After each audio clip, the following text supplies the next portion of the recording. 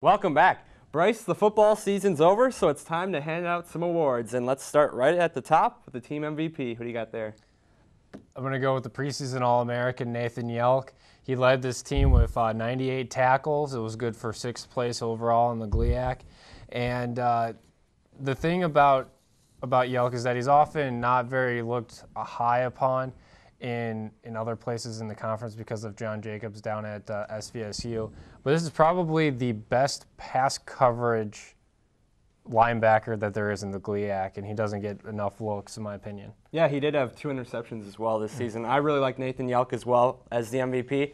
Not only was he fantastic defensively, Brice, but I think his leadership was something. It was great. I mean, when you have a system that is finally getting into its full swing with Coach Aubrey, the defensive coordinator, you need somebody like Yelk to step up and really believe in the system, and he did that perfectly.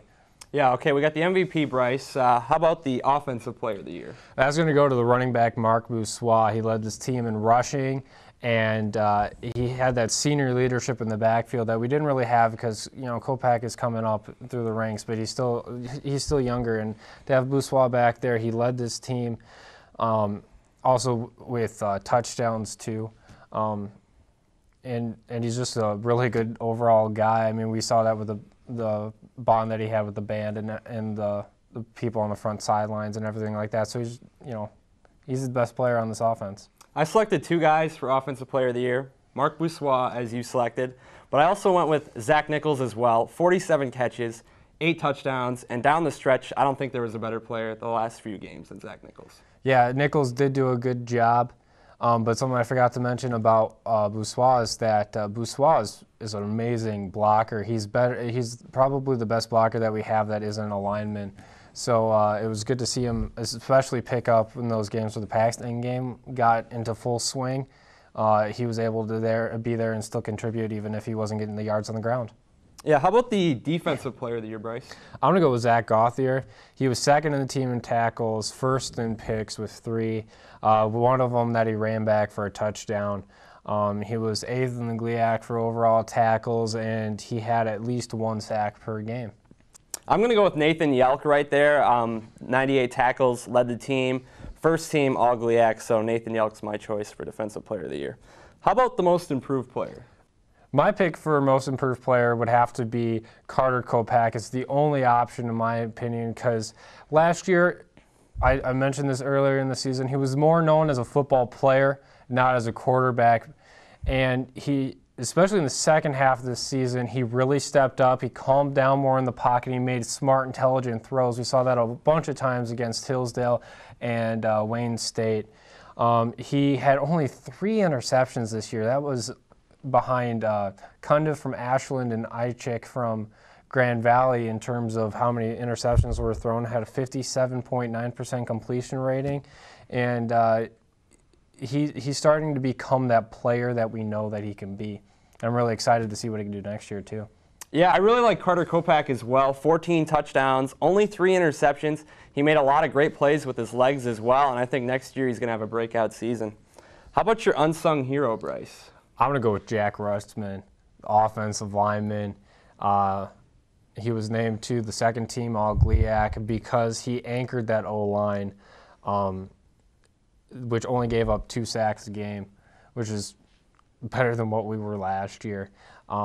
Also, that offensive line, with the help of Rustman, improved so much because at the beginning of the year it was rush dominated and a lot of blocking, but the pass blocking wasn't there. And then as the year improved overall, the O-line was able to really protect the quarterback and the running back, and it's because of this guy. I'm going to go with Zach Gauthier for my unsung hero. 83 tackles, Brice. 3 interceptions, which led the team, and Nathan Yelk gets a lot of the hype, and rightfully so, but Zach Gauthier had a really great year. So he's my unsung hero. And don't forget about that senior day performance where he led 16 the team. tackles. Yeah, he led the team with tackles on senior day, and that's a great way to end out his career. How about the newcomer of the year, Brice? Again, only really one option, at least from the offensive side of the ball and special teams side of the ball especially, is Antonio Wallace. Came from Florida, had a couple D1 looks, but they didn't act on it.